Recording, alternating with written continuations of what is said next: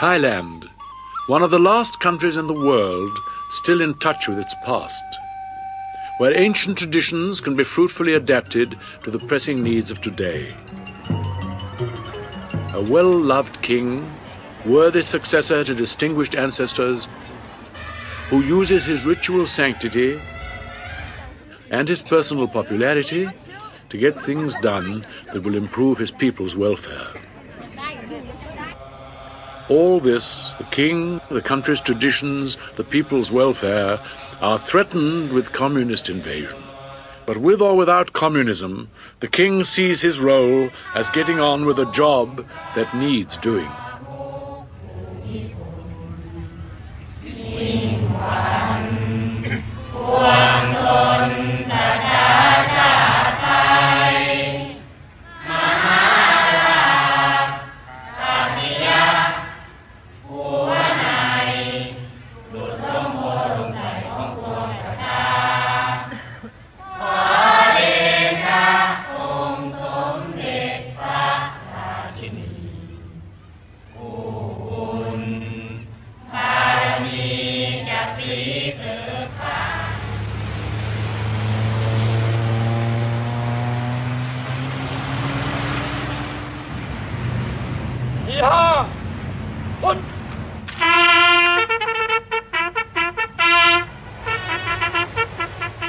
The King's convoy in action. It leaves more or less every day when he's in the regions and covers about 30,000 miles a year.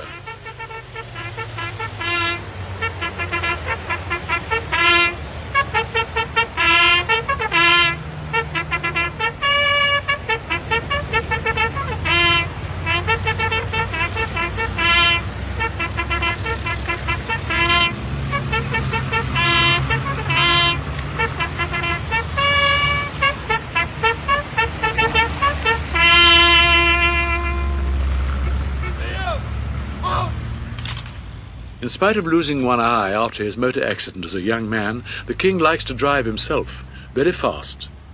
He says that it helps him to feel the land, to sense intuitively what it needs.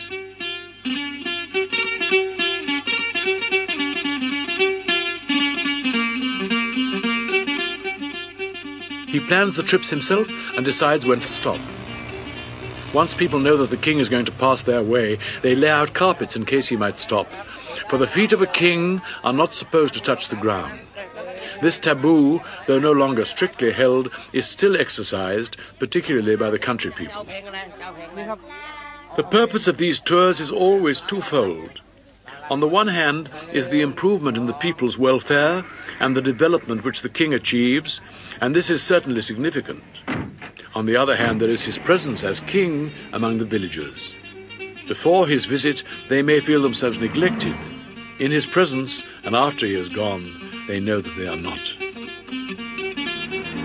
In 1 year, the king's convoy gave away to the rural poor 39,038 blankets, 30,778 towels, 31,010 monks' robes, 29,180 sweaters, 29,140 farmers' outfits, 20,340 children's outfits, 34,358 pupils' uniforms.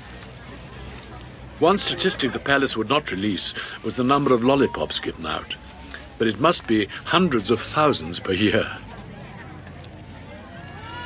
The ladies-in-waiting act as social workers, taking extensive notes on every case so that each one can be followed up afterwards. This means typing up every night, and a lot of work when the court is returned to Bangkok. The King's Chief Information Officer coordinates them. There are a great number of administrative points to consider. For instance, if they take a child from a place like this to a hospital in Bangkok, they have to take its family as well and feed and house them.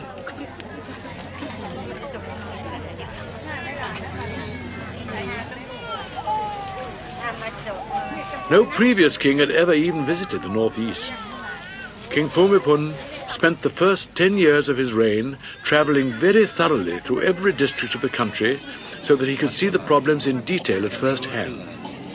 This detailed knowledge now forms a base for rapidly expanding work in all kinds of development.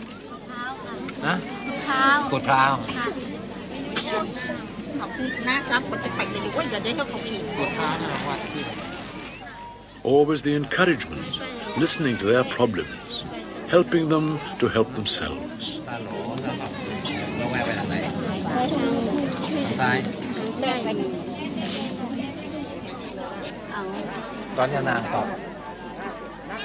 Did they have any particular problem they wanted No, you to? no problem. They were very happy. And I asked in what temple they were going, and they said the name, and I looked in the map. And there is a old temple here, and they did not remember the name. They seem to be very impressed with your geographical knowledge. Oh, because they are very happy when somebody comes and knows about their village.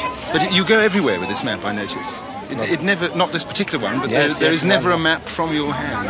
I try to have a map so that I know where I'm going, and they are happy when they know that the official map is the village is on their map. Are there some occasions when people live in villages that aren't marked on your map or that have the wrong name? Well, that is what happened now. What is what happened? There's a village, there's no name, and I put a name on it. What's the Royal Household able to do for the people on visits like this? If they are seriously ill, we take them to Bangkok and we give them the operation or the medicine they need, and they don't have to pay anything. We pay for all the operation and the medicine, and they follow them up until they are well, and we send them home. We give them the money to go home and look after their family also. When their mother or father is in hospital, we look after the children also. But who actually pays for all this help? Is every single bit of help paid for by the royal family? Yes. Yes. What about the medical teams who come? Surely they're paid by the government? Some of the doctors who are coming around with you? They are volunteer doctors, but the medicine, the royal family pays for the medicine.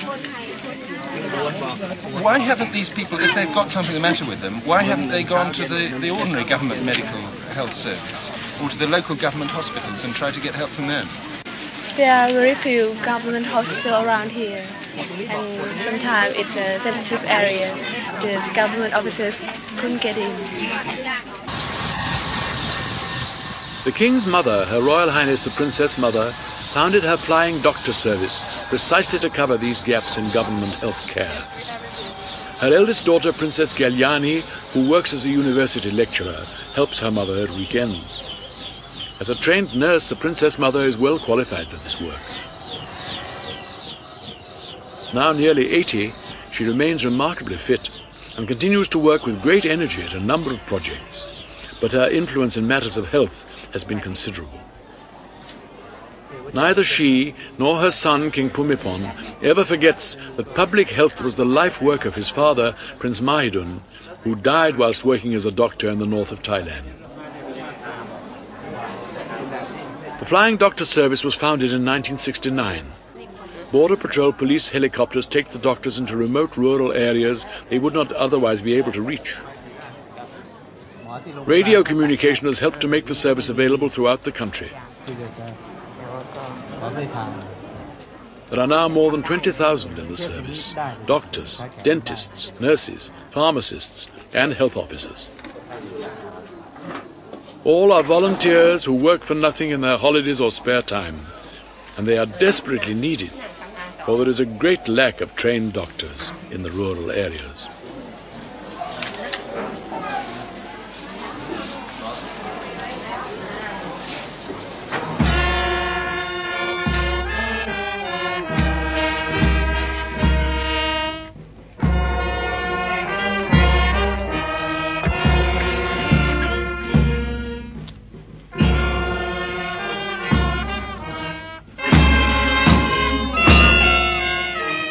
The opening of a new hospital is a more conventional act of royalty.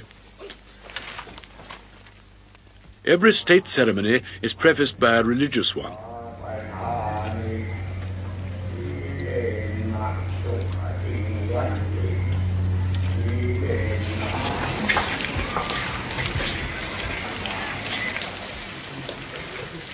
Even in such conventional engagements as these, the King's workload is enormous. 826 official engagements last year. In other words, an average of between 2 and 3 engagements a day, 7 days a week throughout the year. Both King and Queen admit that they have very little time in which to talk to each other in private.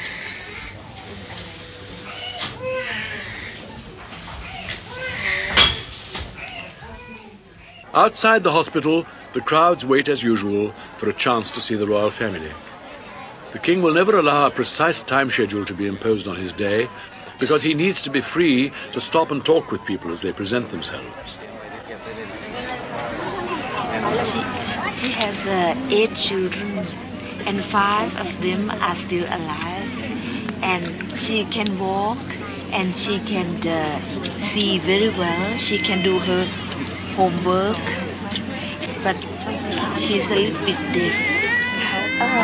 This is her grandchild, grandniece, and her youngest daughter is more than 40.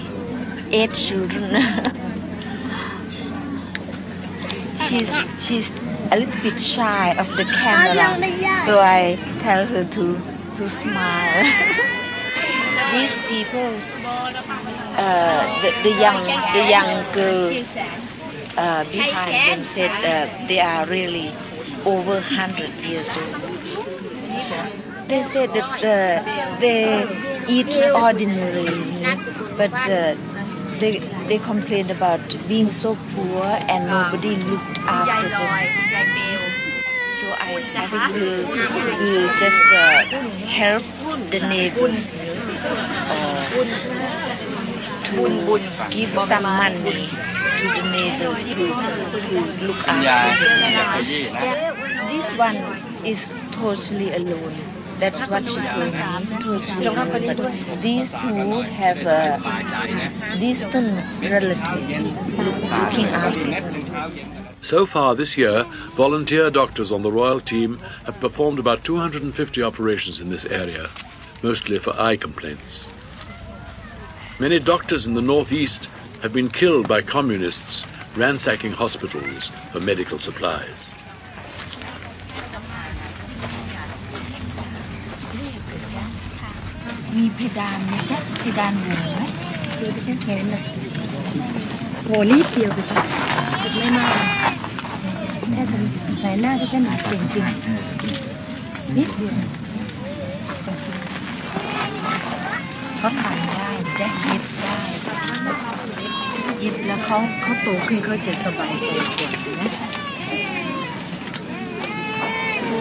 Your Majesty, could you tell us about the lady you looked at who had the growth? She's 21 years old and just married 2 years ago. And she said this growth grows very quickly. In 2 years' time, it's big like you saw it. And the doctor said it's cancer. I don't know, what do you call in English here, sinus, where the sinus is? The sinus? The sinus. Yes. She has cancer and it is perhaps the last stage. And we feel very sorry, but we are going to send her to Bangkok with the, what do you call, radio? For radiation treatment. Radiation treatment. How about the small child you looked at? I think this child who had a hair lip. I think it can be operated here at Sakunakorn because we have so many good doctors at Sakunakorn Hospital, so it's all right.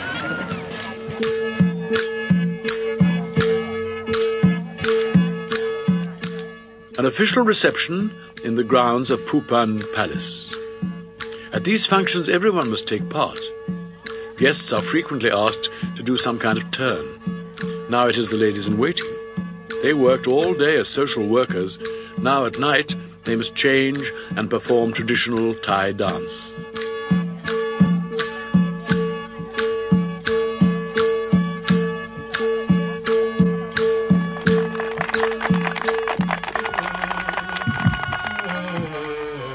Romeo and Juliet, translated to Thai opera, with Romeo played by one of the volunteer doctors.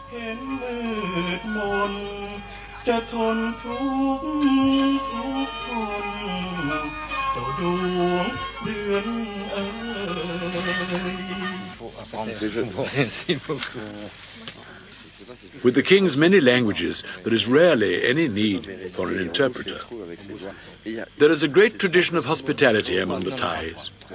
The showing of hospitality to foreigners, like Giscard d'Estaing's brother, is considered important for its own sake.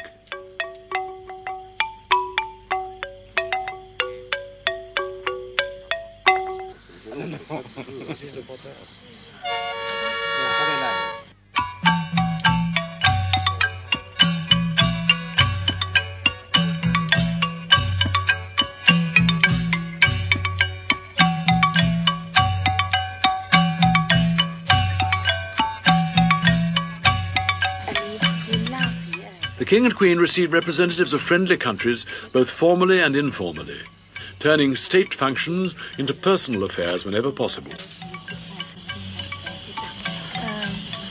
I saw that blue, lovely blue. A natural part of the royal family's job is to promote the country's crafts, culture and special products, even at parties. The Queen is very much concerned to increase silk production throughout the country. And she makes a point of wearing Thai fabrics herself.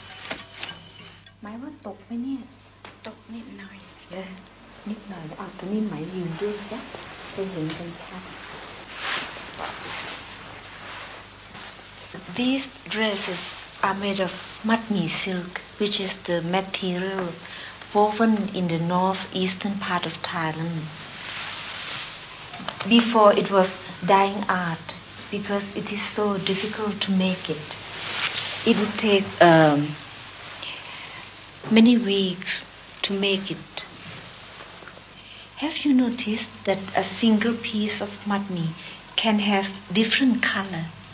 Once you look at it, it seems the color of gold, and if you turn it around, it has the reflect of mauve color.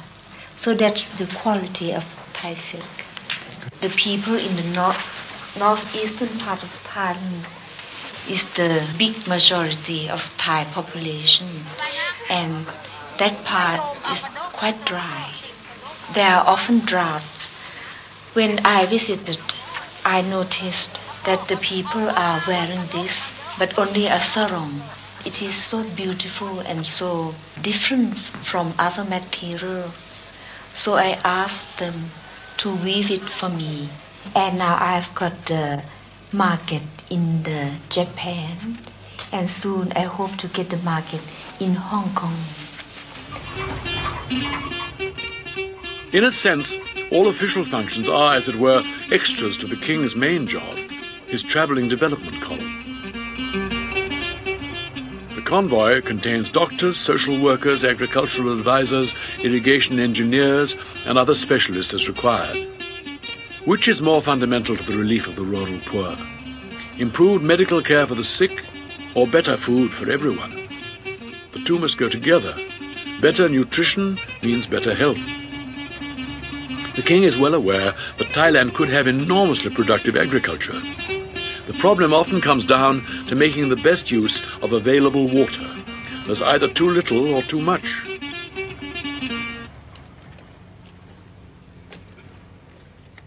Wherever he goes, you will see soldiers. Especially near the border, there is always danger. A spotter plane flies overhead.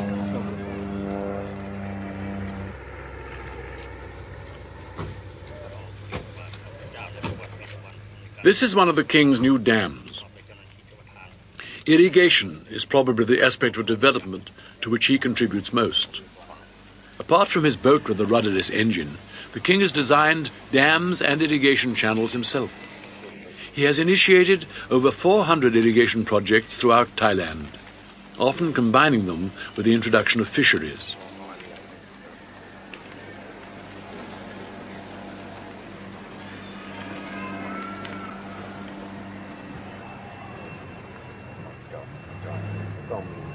The king instigates these projects, draws up detailed plans, persuades the government to finance them, but continues to take a personal interest in their construction and development. With his quick grasp of the subject, he always makes his experts work hard. And though he seems able to master almost anything he puts his hand to, it is probably the many facets of engineering for which he has the most talent. The king carries a two-way radio with him at all times. He is said even to sleep with it. This means that he's the first to hear of any crisis. But he seems oblivious to everything as he concentrates on the job in hand. And helped by this water here. So this water we take here, and we must put a small dam here so that they'll have water here. The most important thing is that they should have rice in this area, which doesn't have to be marketed. They eat it. It is their subsistence. They will be able to have self-sufficiency in rice here, which they don't have now because last year, 2 years before, was dry, no water.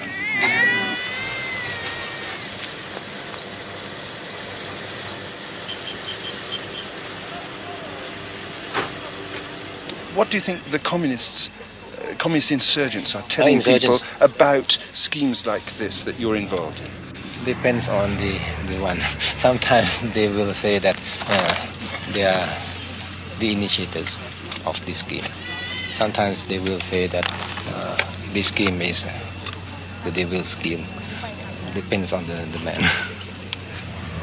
But in a sense there's a bit of truth in that, because they might be claiming that were it not for all their action, you and the government wouldn't be doing these things here. You like to pose this question. This is a half-truth.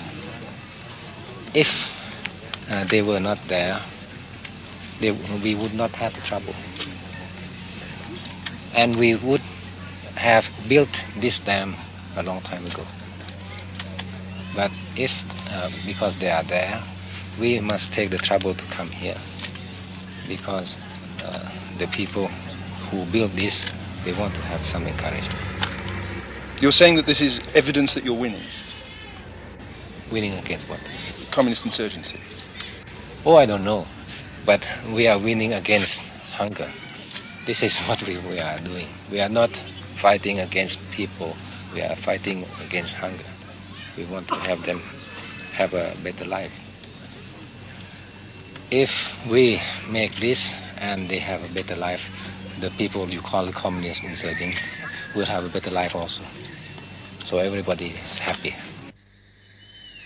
And so on into the night.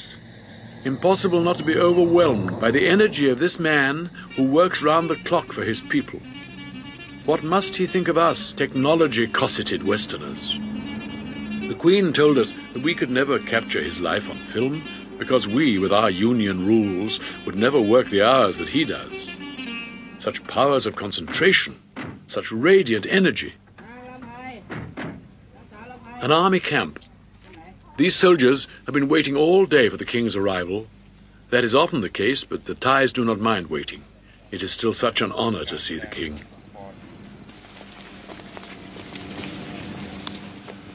Presents to the soldiers.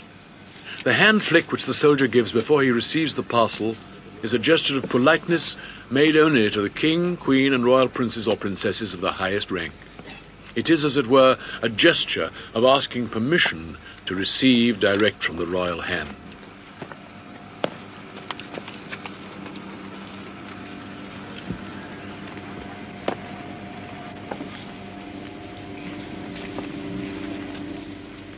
The King enters the command headquarters for secret discussions on the military situation, a room which our film crew was not allowed to enter.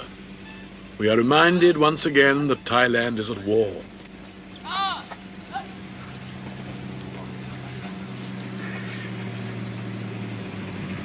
Could you tell us why you think it's so important to come and inspect a military position like this, please?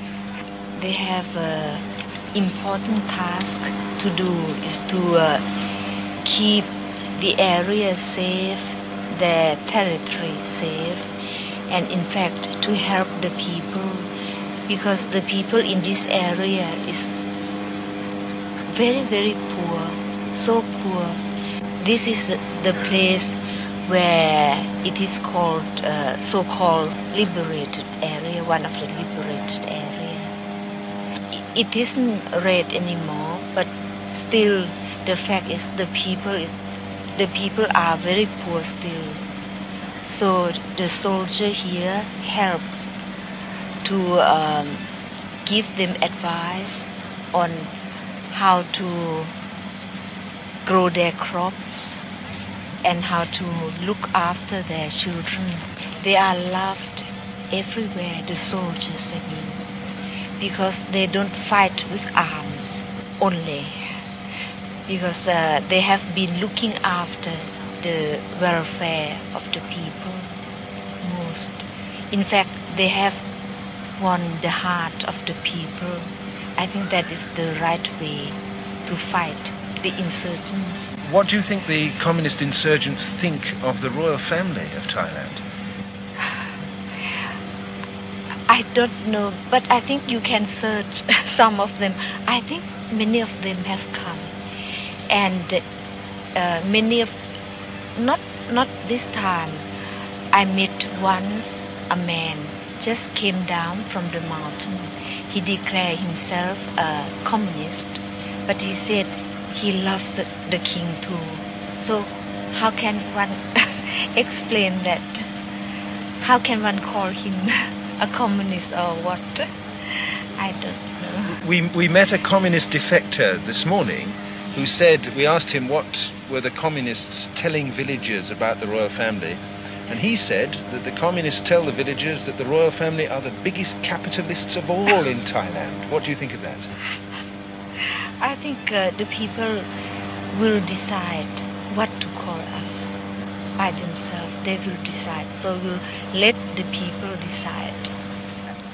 These young men, they have chosen to serve their country in the rural area. I'm very proud of them, indeed.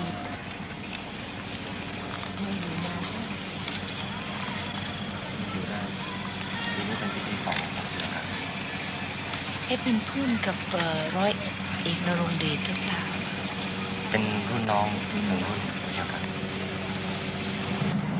and he can sing beautifully.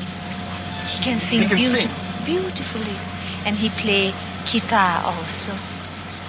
He loves the people as well. He loves flower. He's an artist as well as soldier. I hear that this evening you're going to see an exhibition of dancing. Yes, it will take about only 10 minutes, but we are late, much too late.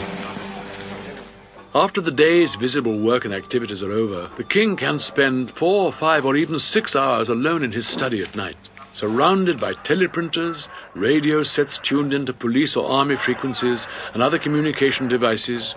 He debriefs himself on the day and plans tomorrow's trip.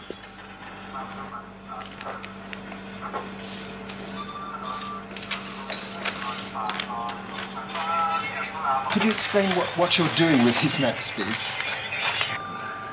If I see something, you see circles there, places that can be developed, and you can see a place there with a red thing there. It's a kind of for damming and for making a small reservoir. And then when they are the engineers, the irrigation engineer, I can ask them if it is practical to do that. And sometimes they go and inspect the place and can have a survey on the spot. Why do you have all these radio sets everywhere, all these receivers, transmitters, telexes? What are they all for? Well, communication. I think that you should know that radio is for communication. I don't have television here. Now, I've heard people say that this is your personal intelligence network. I wouldn't say intelligence, but sometimes it is very, very useful. Sometimes when you know about the news of some disaster hitting somewhere, you can help them very quickly, and that speed is the most important factor. So that I get the news by the telex or by the radio. Most of the what you hear here doesn't concern me. It's sometimes there is a murder somewhere. Sometimes I can have some news of they have caught a caravan of heroin or something like that. It is better than to listen to the broadcast or other things. When you sit here by yourself for several hours every evening, looking at your maps and listening to the radios, is that because you are a lonely man or because you need to have some time by yourself after all the public side of your life outside? That is a question that can be answered in many ways. I'm not lonely, and I have work to do, so I have to do the work. The way of doing work is to have some concentration, that is some peace, and then one can think more clearly. It is a way of preparing myself to be able to do whatever circumstances will have me to do. I gather information by listening. I gather information by looking at the maps or at reading or thinking. And then when time comes, I have the material in my head. From this radio station in his Bangkok palace, Kitlada Villa, the king gives special broadcasts during any natural disaster such as floods or epidemics to launch appeals for the victims, as well as the more usual messages to the nation. In the grounds of the palace there is a school. It was started for the royal children. It is open to anyone intelligent enough to be accepted. There are over 350 children and every facility.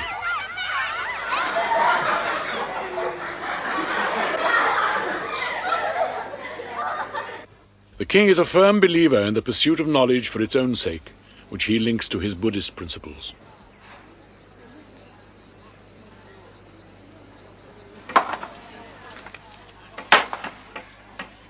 An important part of rural development is the building of rural schools. It has been very difficult for the government to do anything about this. Lack of roads makes it hard to reach the remote villages. The building of roads is often sabotaged, and hundreds of teachers have already been murdered by the insurgents. The king decided to set up schools run by soldiers or border patrol police, with the soldiers or police doing the teaching. First, this was just primary education, but now it has expanded to secondary as well. This school is in the process of being built by the local people themselves. Youth and education occupy a great deal of the king's attention. He makes a point of giving every student his degree in person, and on an average, he awards 23,900 degrees a year. How important is it for you that on this graduation day it will be the king who will be giving you your certificate? It means so much to me because my family teach me and teach my brothers, my sister that we must pay respect to him. We are very proud to be near him or to get something from him, like the degree. It's very important to me because we all respect the king because he is the best king. My family and I and all the Thai citizens respect to him because he has done great beauty to this country. He means very much to us. The students have given the king some of his most difficult times in his attempt to stay out of politics. Naturally, they have been the most vocal section of the country, the quickest to clamour for change. Over the years, the king's speeches on graduation days sound cautious notes. For instance, Not every established thing is rightly destroyed by violence, for what is put in its place may be worse. Real creativity can only be expressed by peaceful means. Expand your awareness, but use your knowledge for the development of the country as a whole. Not all students are happy with this.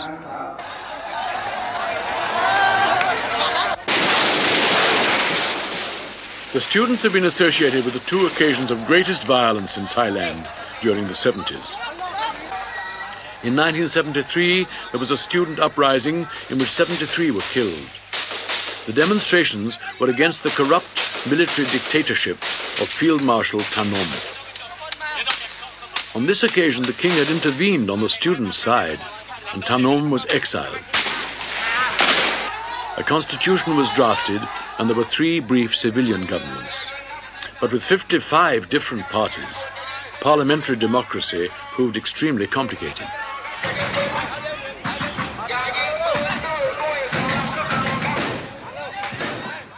Then, in October 1976 at Thammasat University, students gathered again to stage a mass protest against the return to Thailand of the ousted dictator Thanom. The student protest was brutally suppressed. 30 were killed. The riots at Thammasat served as a pretext for a military coup.